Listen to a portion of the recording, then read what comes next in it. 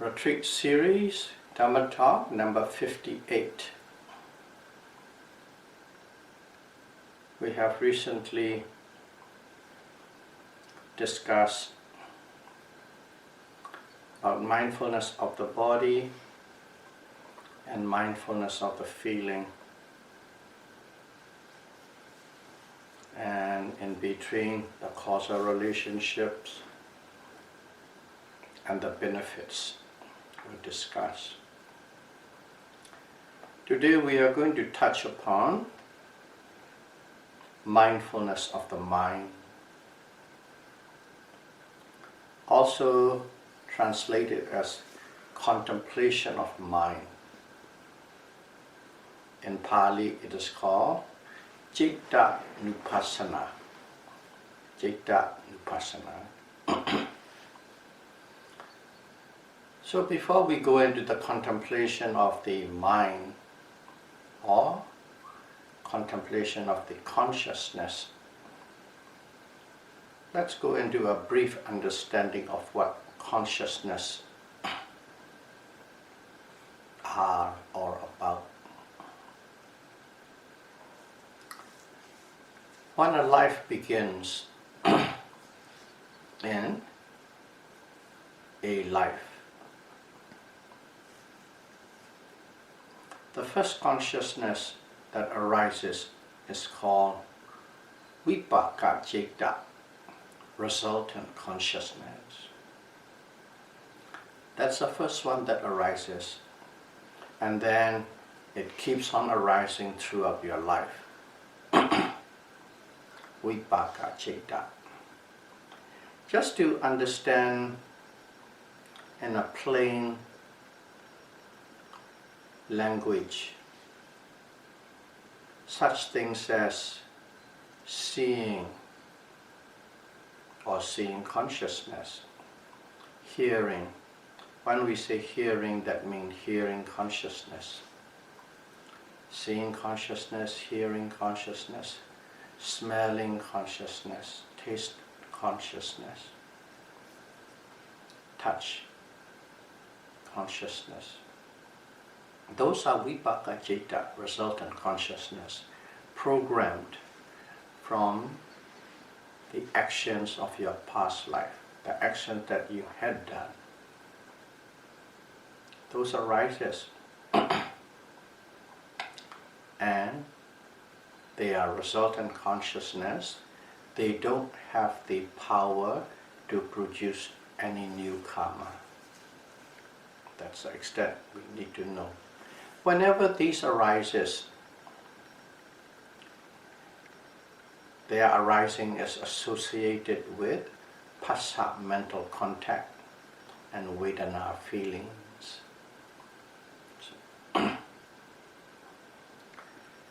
So that is one type of consciousness we need to know. And the other one is, whenever there's a feeling, what happens? We take actions based on the cue of the feelings. And when we take actions, that means we do something physically, verbally, or even mentally. And when we do things, when we take actions, there are two types. One is wholesome, kusala, and another one is unwholesome, akusala. Wholesome actions and unwholesome actions. Unwholesome actions are always related or associated with lobha, greed, dosa, aversion, and moha, confusion or uncertainty. So, we now know there are three types. One is a resultant consciousness, one is the wholesome consciousness, one is a group of unwholesome consciousness. And these wholesome and unwholesome consciousness are associated with wholesome mental factors or unwholesome mental factors. These mental factors you can understand like coloring. coloring. There's a bowl of water, a pure water, colorless. Let's say that is more like a pure consciousness. And then you put in dye, red dye, yellow dye, green dye, coloring. And then the water becomes red water, green water, yellow water. So those are the colors, are the one this all sort of mental factors or mental associates that arises together with the consciousness. So they are the mental factors, or let's say colorings.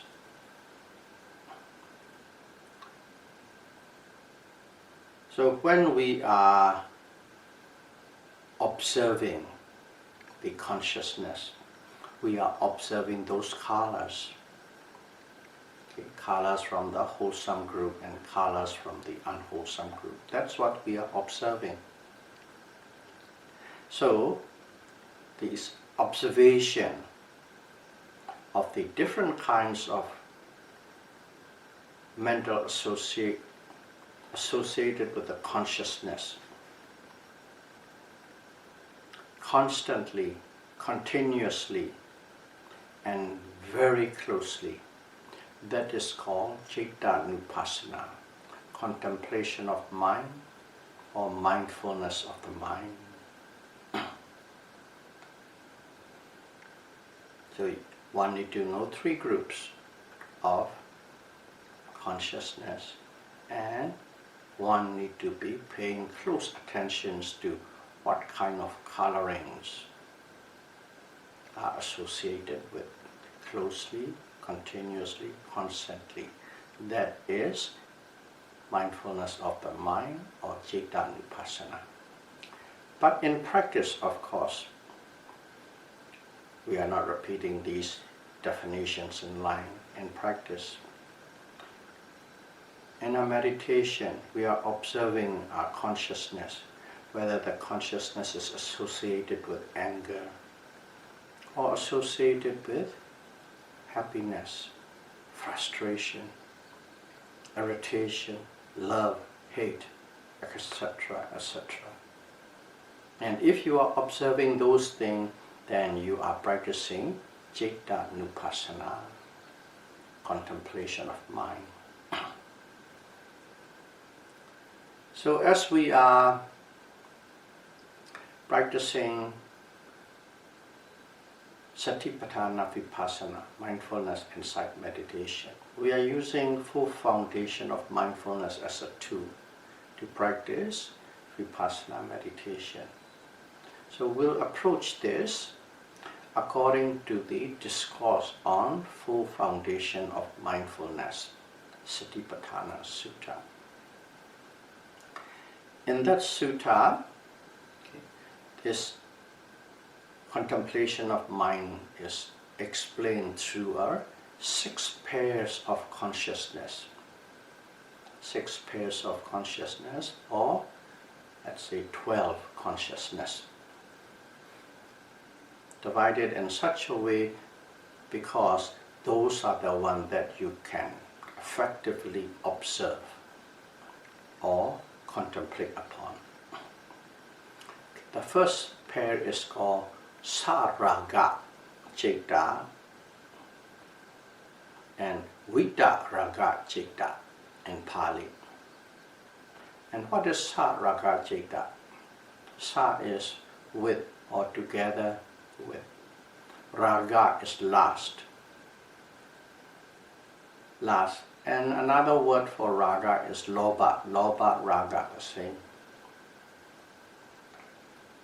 Citta is consciousness. So Saraga Citta means simply consciousness associated with raga, lust, or loba. That is Saraga Citta. In other words, this is a mind or consciousness in a simple way, where there's the wanting, cravings, desire, grasping. Those natures associated with that consciousness. Wanting, craving, grasping. They are associated with this saraka citta, consciousness with raga or with lust. And these types of consciousness are always arising in an unmindful mind. If one is unmindful, whatever is arising is this saraka citta. Most of the time they are dominating your stream of consciousness. And not only the unmindful mind, let's say you are practicing mindfulness, and if your mindfulness is superficial, and if your determination is not strong, these saraka citta will be arising. And even if you are practicing with strong determination and quite closely and penetratively, even with that, there are moments whenever your efforts weaken. At that moment, these saraka citta can arise. So there are different situations, but they will still arise. These will creep in and they will arise even if you are practicing correctly. So most of these daydreaming process, imagination process, fantasy process, they are all saraka citta, consciousness with lust or greed. That's saraka citta. So in practice, what do you do when you are meditating? You are not saying saraka citta, saraka citta. What is this? When you are noting, or when you are aware of the wanting, hoping, expecting, clinging. Okay? And if you are observing those things, you are observing this consciousness with lust. In other words, you have to observe the specific colors of the consciousness, not simply whenever it is thinking. That's very general. But if you want cittanupassana, you have to go very specific. What kind of mental factors are associated with this consciousness? That's how one observes the consciousness with raga or lust. And when you note it, sometimes just one noting, wanting, and simply it disappears. And sometimes, no, you just go wanting, 3-4 times. You have to note till they dissolve. Sometimes one noting will take care of it. Sometimes 2, 3, 4 noting has to be observed. Observe, not just reciting the word. Then it will dissolve or disappear.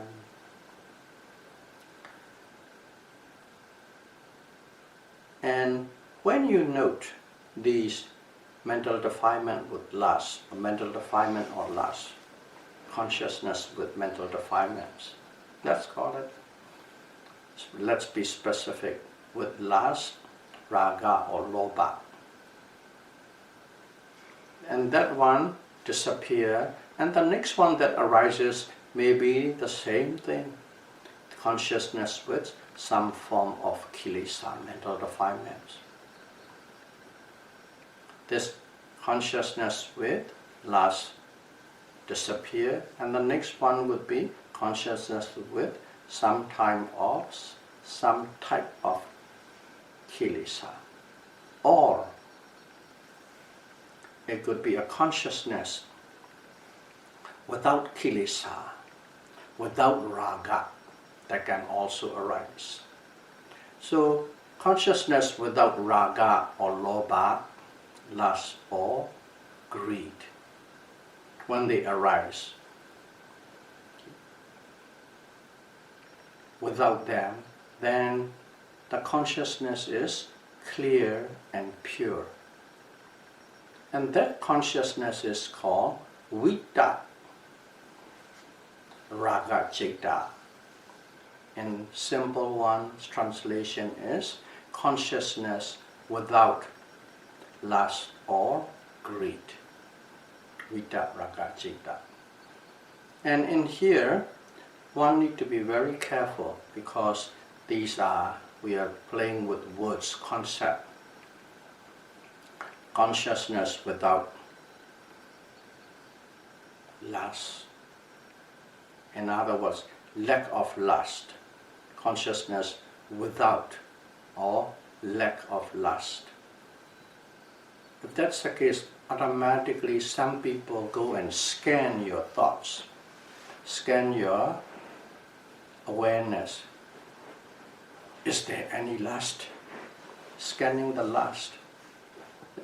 And if you are doing that, you are on a wrong track. You do not go and look for raga or lobha. You do not go and look for the lack of raga and lobha.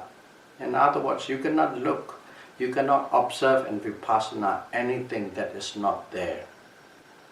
If you are looking for something, anything that is not there, making sure that is not there, that means you are out of the vipassana. So what it is as soon as this lust or greed disappear, what happens is automatically the mind at that moment is clear and pure. That's what it is. Clear and pure. So at that moment, don't go and scan it or search it whether it is there or it is not there. What you know, what it is the purity of the consciousness, clarity of the pure consciousness. So at that moment, when you are noting, say clear, clarity or purity, clarity, purity. And if you are aware of the clear nature and pure nature, then you are observing the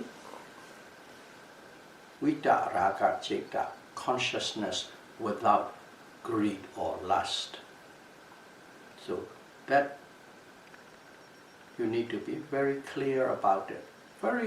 Seems like you are doing the same thing, but it could be on the right track or on the wrong track.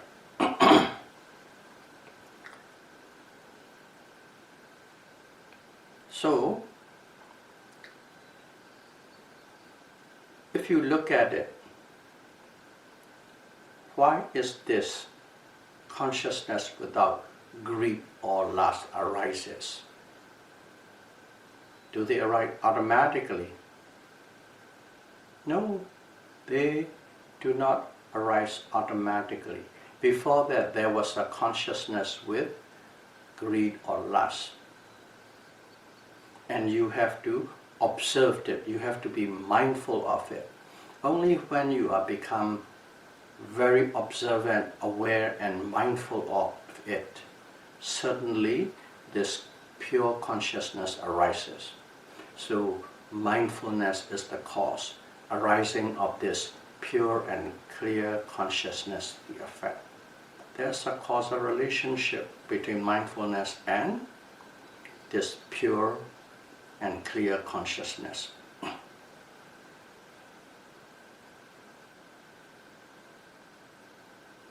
And here too, there are two levels one need to know.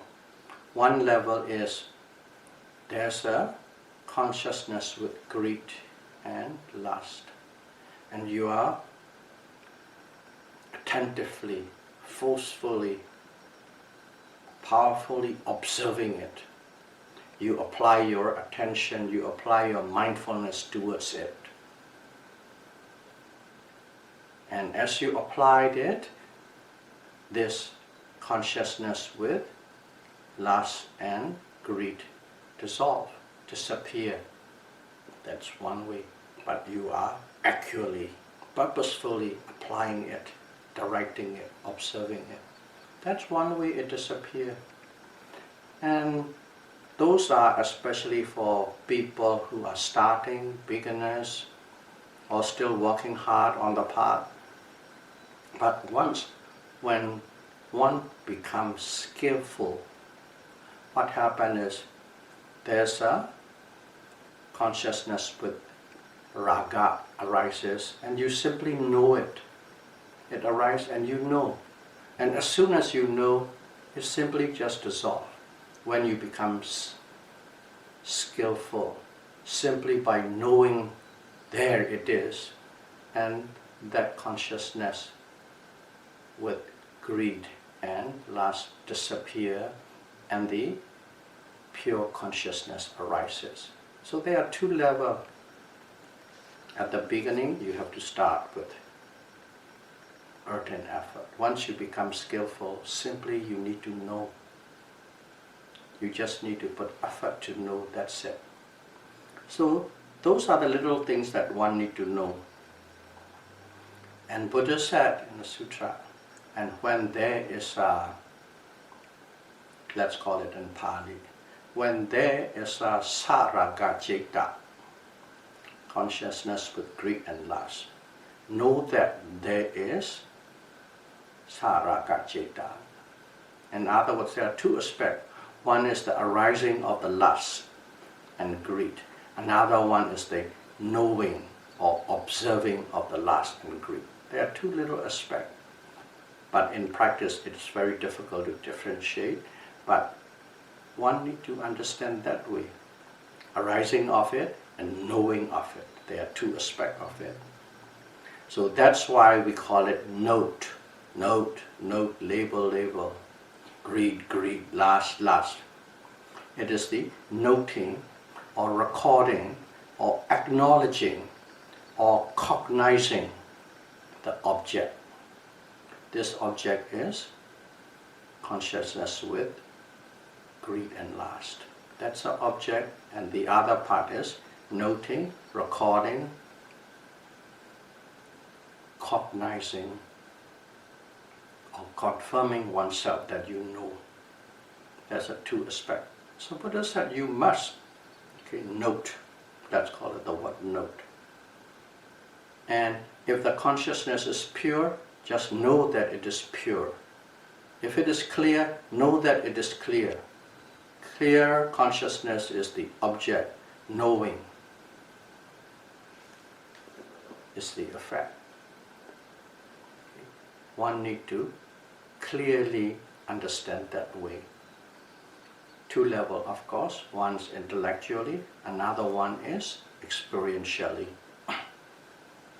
And Buddha said, know, cognize, record, or just mentally label it, the fact of the matter. So that is the one pair, with or without raga. So two types of consciousness. The next one is sa dosa ceta and vita dosa ceta. I think you know by now, sa is with, together with, dosa is anger, aversion, ceta is consciousness. Consciousness with anger or aversion, consciousness without anger or aversion. That's another pair.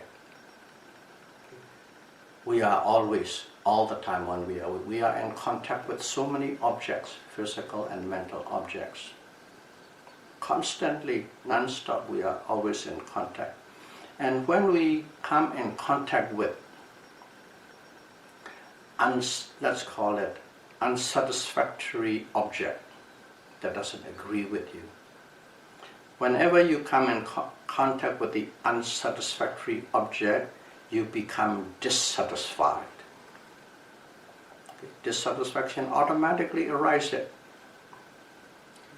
And at that moment, one must note, one must be mindful, note or mindful, okay? Or anger, aversion, depressed, cruel, malicious, hate, whatever that comes up, the appropriate, one must know the intensity. Okay, a little dissatisfaction or anger or aversion or hate or cruelty or ill will or malicious have to be very specific. That is Citta Nupassana. One must be able to note it. And if you note it, this consciousness with anger and aversion, sometimes it disappears with one noting, and sometimes you have to note 3 or 4 or 5, and sometimes it comes back again and again, and you just keep on noting and noting and noting. In other words, recording it, cognizing it, and it will eventually it will dissolve.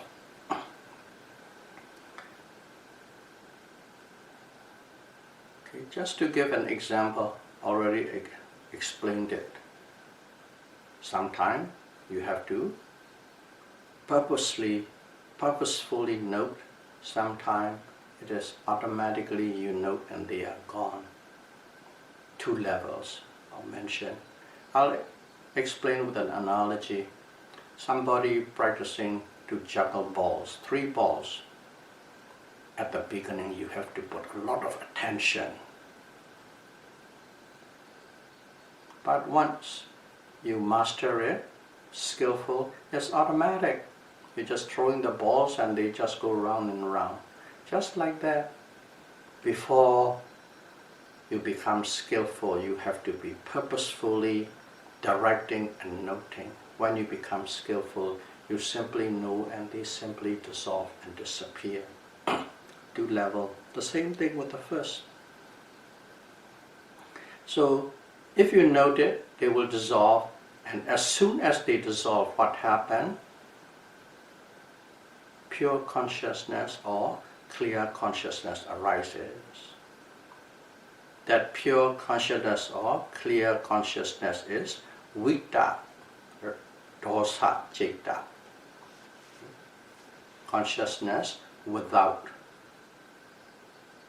not associated with anger or aversion. Those are the 2 pairs. And there are some people who might see, if you are focusing, paying attention on something, within this, if you pay attention on anger or hate, wouldn't they increased? No, I observed it and I become angrier and angrier. These kind of situation may arise. And answer to that is, yes, if you focus on that anger, it will increase. If you are not mindful. But if you are correctly and precisely mindful on that anger will simply dissolve. So one needs to have that clarity. If it doesn't disappear, that means your mindfulness is not good, strong, precise, or you are unmindful. But if you do correctly, it will simply dissolve. So that kind of consciousness is once it dissolves, the next one arises. That next one is without dosa. In other words, that's a pure consciousness, clear consciousness arises. That pure and clear consciousness is vita raga, vita dosa citta, consciousness without anger or aversion. So that's a second pair. The first pair is with raga, lust or love, with or without. Second one is dosa, anger, with or without. 2 of them. So, if one is awake, alert and mindful,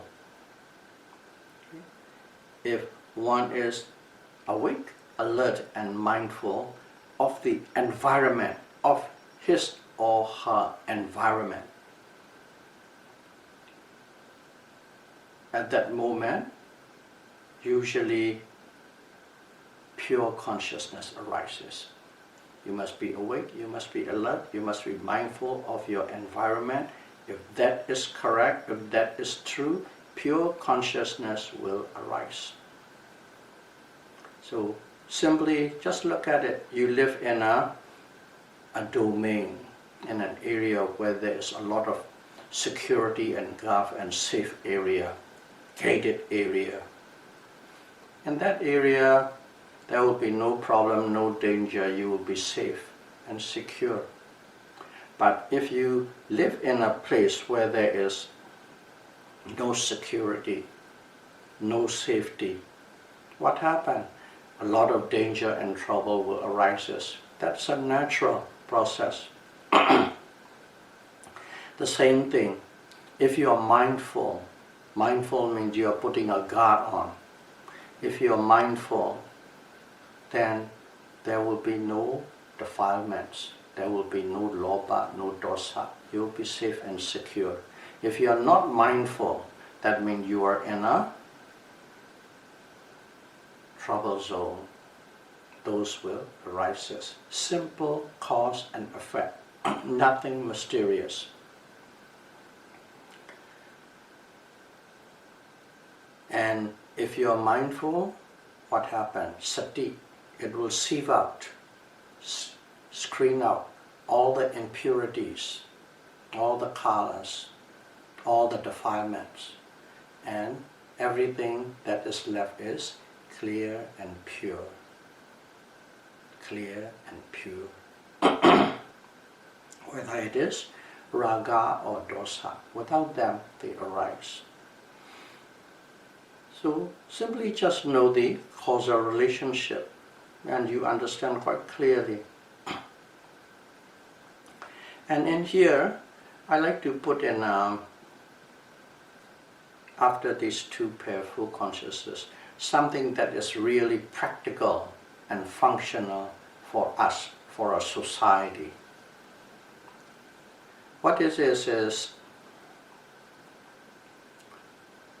our society is actually made up of a collective, a composite number of families.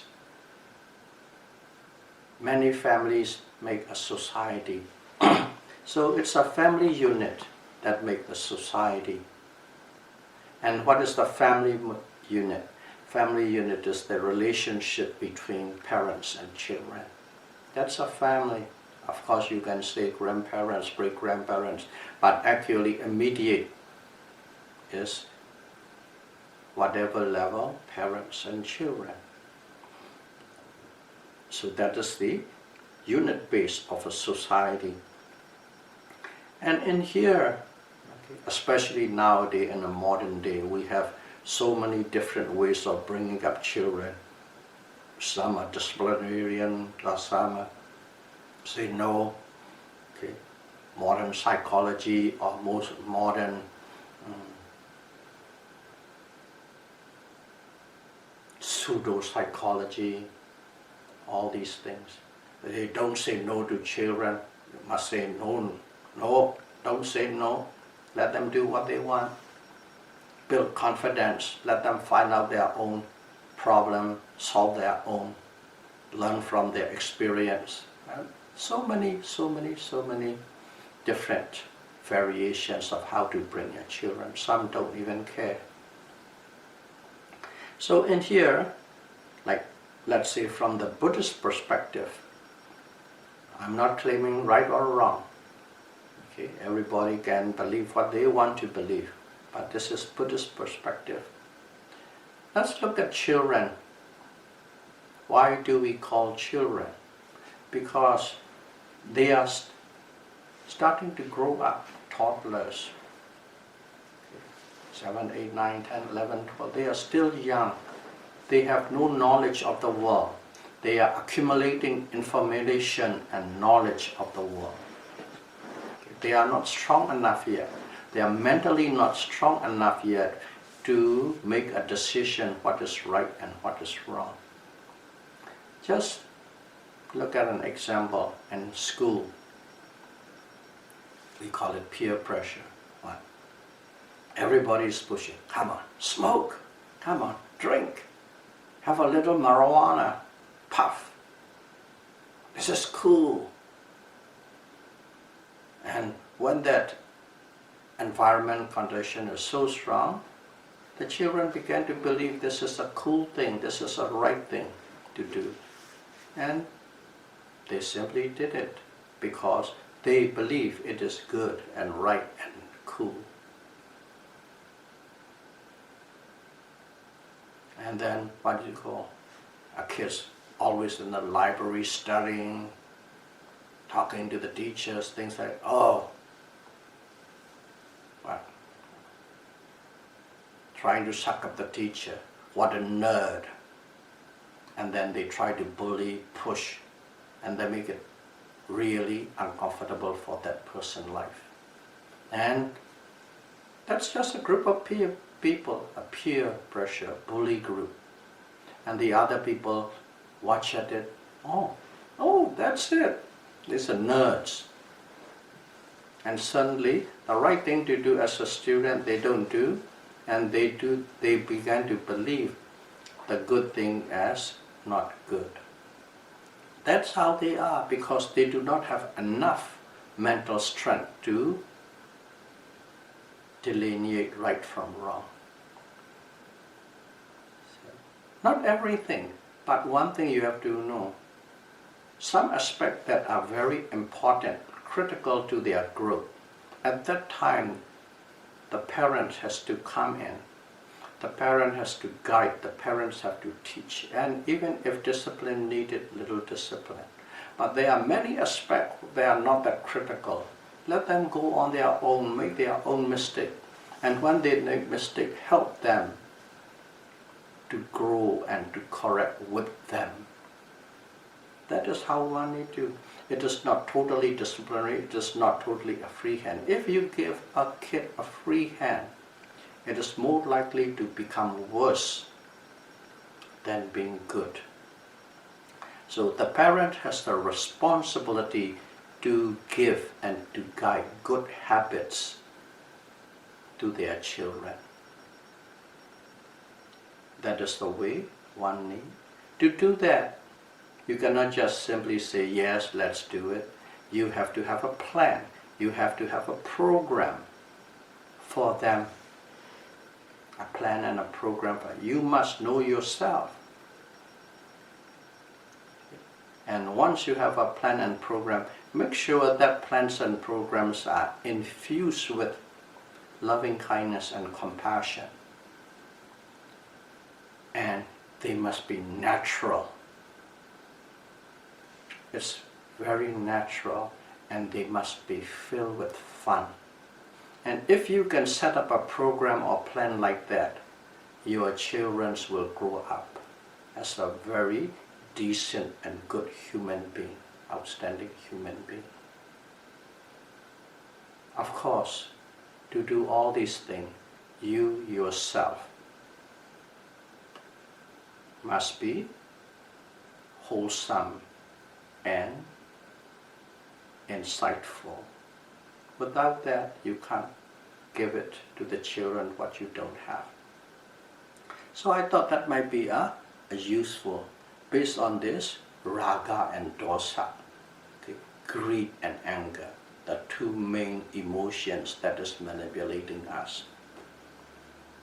And it affects to the society, to a family unit, especially in relationship between parents and children.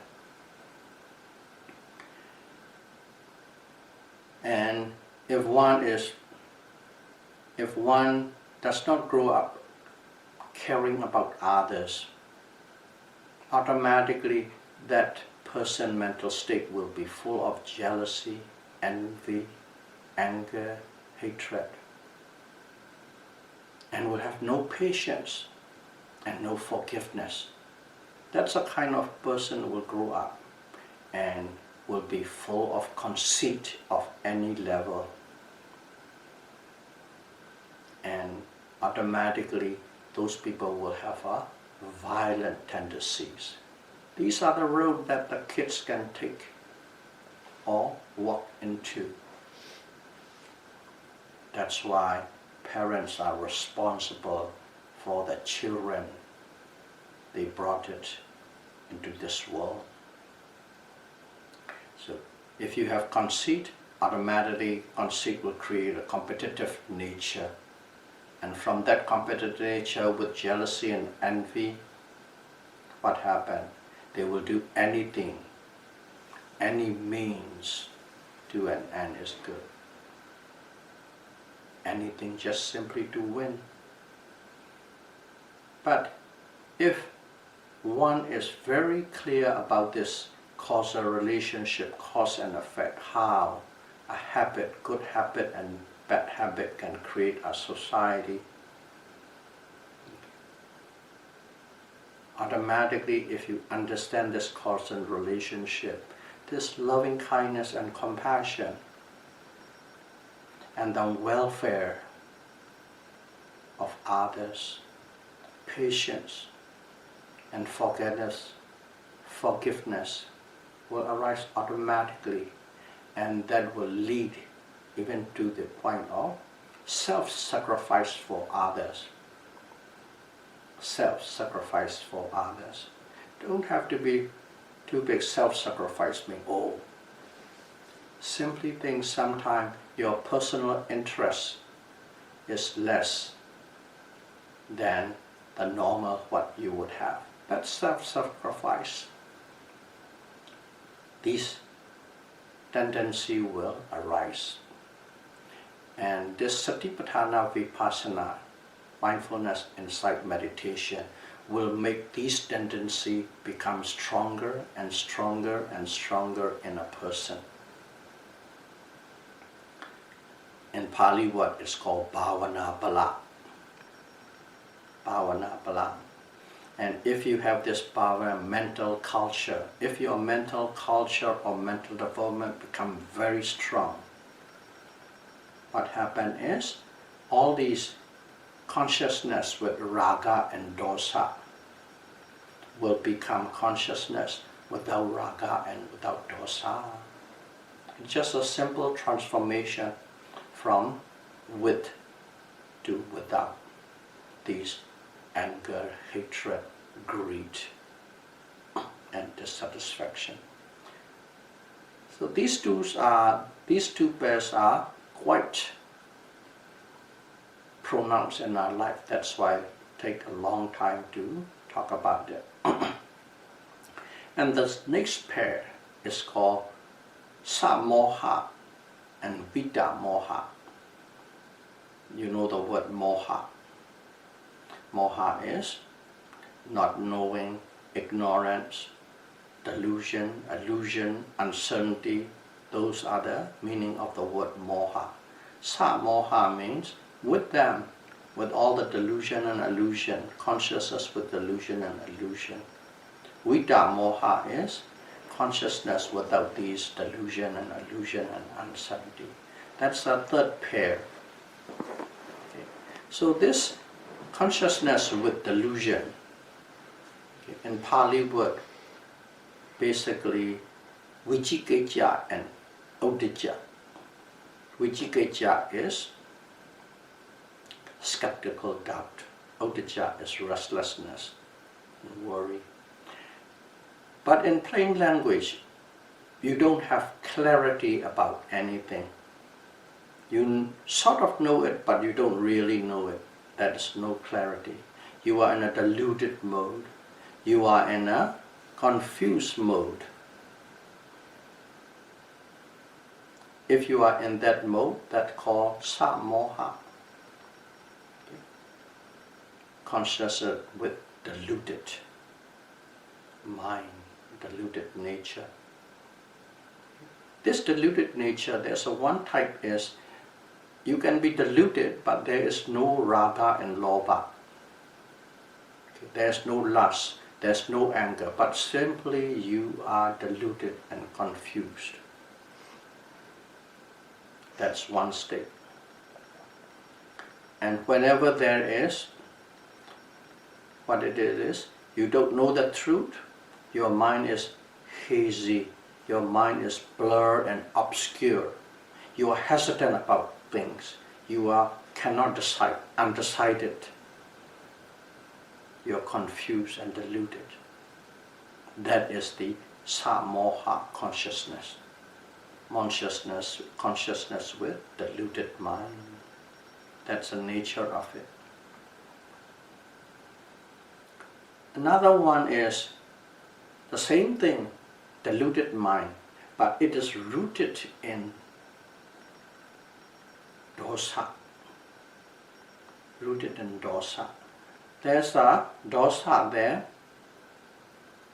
There's a feeling of being frightened or afraid or fearful, anxious, worried, sorrow, those kind of things. But they are not very clear, they are not prominent. You're afraid, but your fear is not prominent to you. It is obscure. There's an underlying current of fear, underlying current of vulnerability, but you are not quite aware of it. The only thing is you just can't decide. You are quite confused about it. That confusion and indecision is more prominent, but that underlying current of vulnerability is not obvious.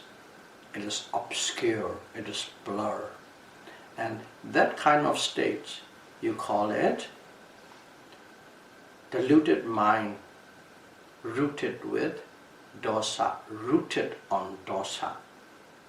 The first one is without any dosa or lobha. This one is rooted in it. Different one. So in here, if you note, you just have to go in and note. Not simply the underlying feeling.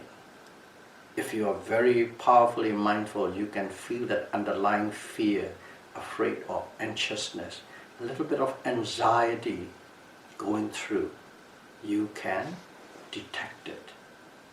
That is deluded mind with dosa. Another one is a deluded mind rooted in lobha, lobha mula.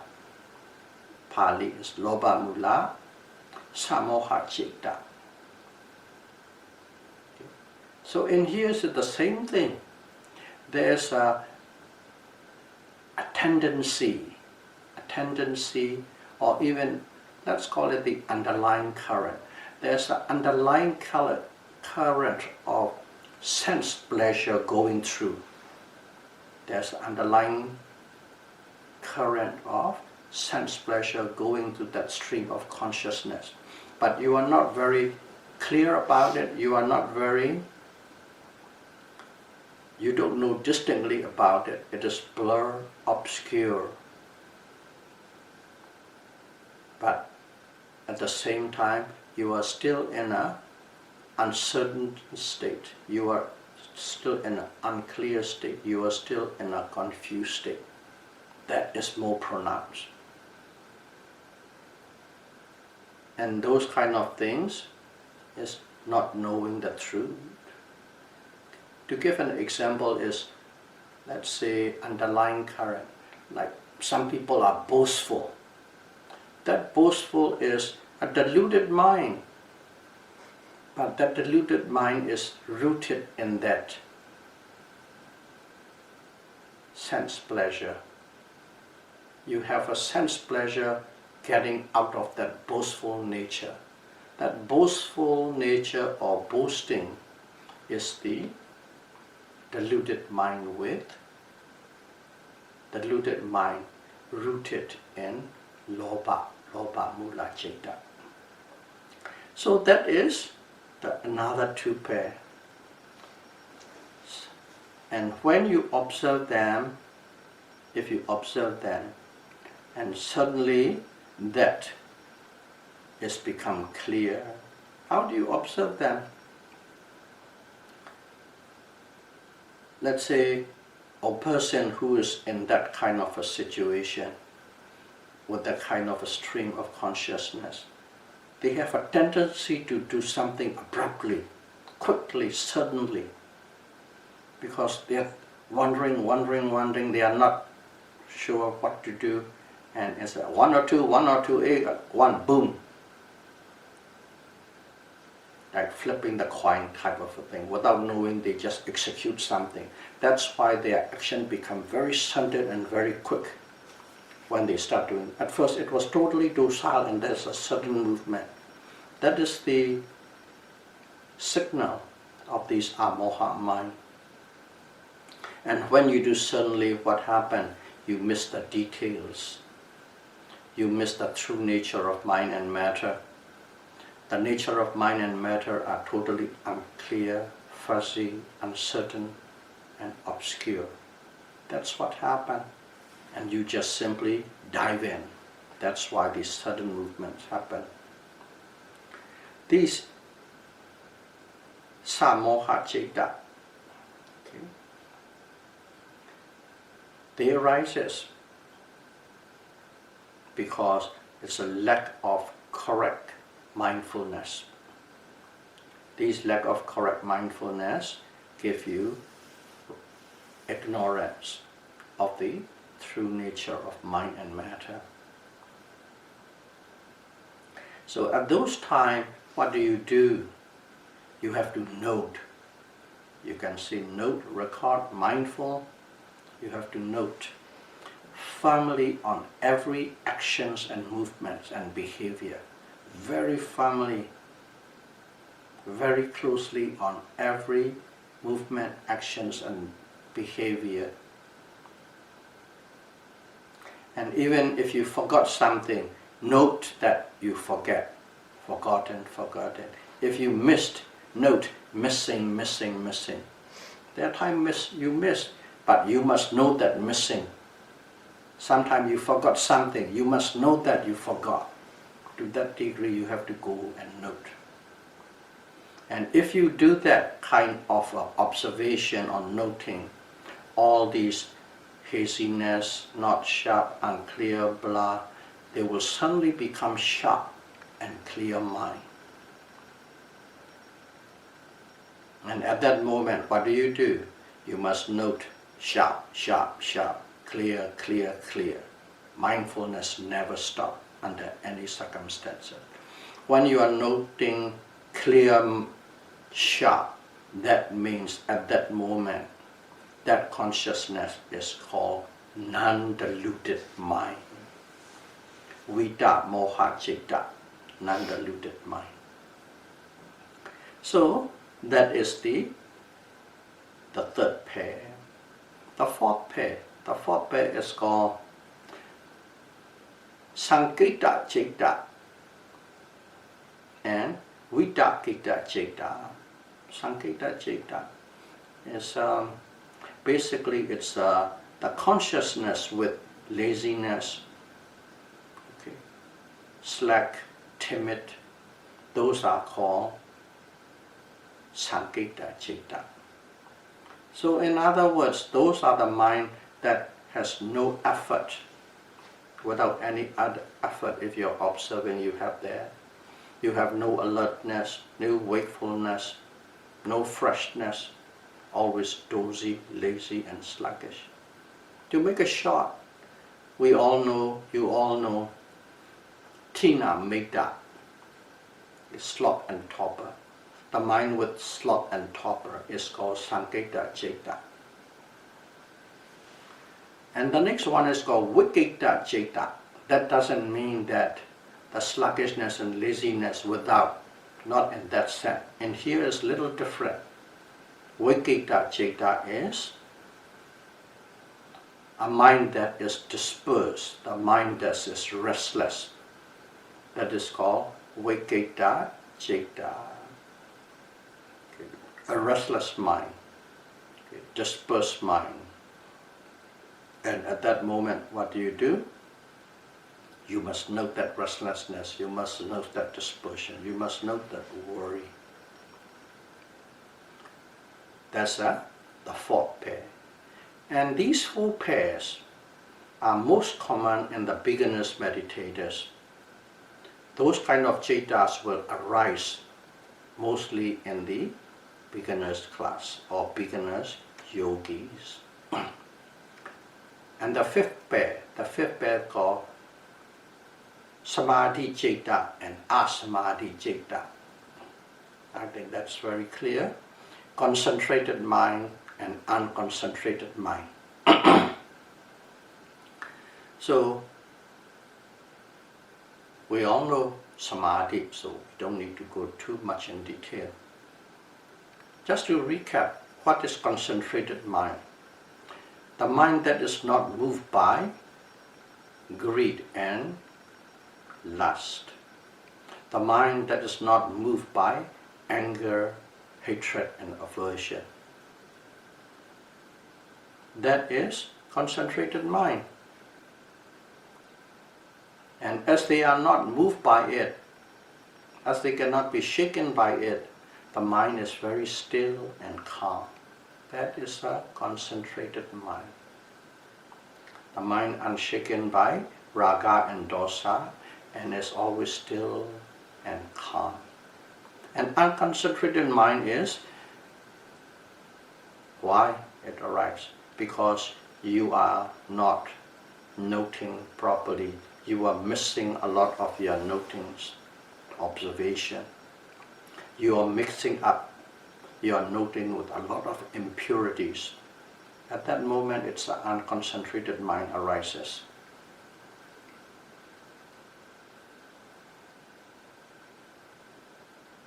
And the fourth, or the final pair, so 1, 2, 3, 4, 5, 6.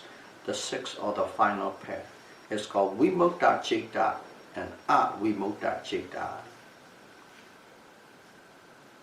What it means is liberated mind or non-liberated mind. What is liberated mind? Liberated mind is a mind that escaped from the bondage of kilesa. Kilesa or mental defilement has no hold on it. That is the liberated mind. Or to put in a different way, a little more specific way, the mind that is not controlled by nivarana, the 5 hindrances. The 5 hindrances have no control upon it. That is called Vimukti Citta, the mind that has escaped from the bondage. And those kind of mind, they have always peace and happiness in their state. And the one that is not afraid, free, or not liberated mind is they are always under the influence of kilesa, lobha, dosa and moha. And the mind is always associated with nivarana, 5 hindrances.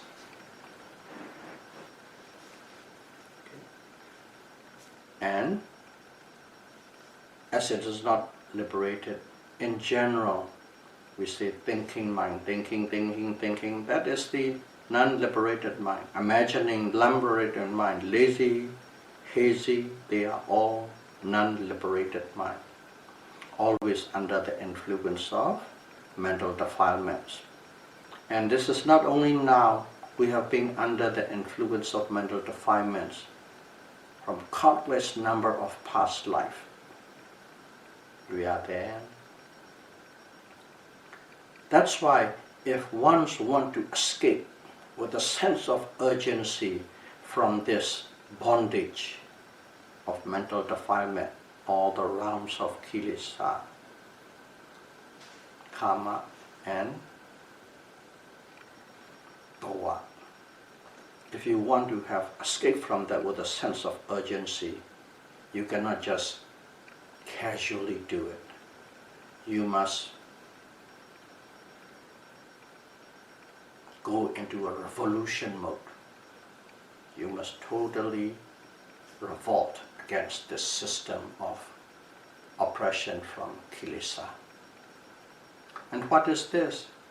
This is, in very short and precise, is aiming and sticking, or aiming and staying with all objects that are arising at the present moment, one after the other, with a great ardent effort. And you must do it continuously, constantly. You aim, you stay with it, and know about what is happening as it is. That is the revolution. And even though it's called revolution, it's a wholesome revolution, because there's no hurting, there's no harming, there's also non-violence. That kind of revolution, one must start upon it. And you keep taking the flag of revolution on till you reach to the point of non-reversible stage, which means you become a first noble person. May all of you be able to observe these 6 pair of consciousness with precision and with clarity and attaining purity, and may you be able to achieve the stage of first noble person as soon as possible. Sadhu, sadhu, sadhu. Thank you very much.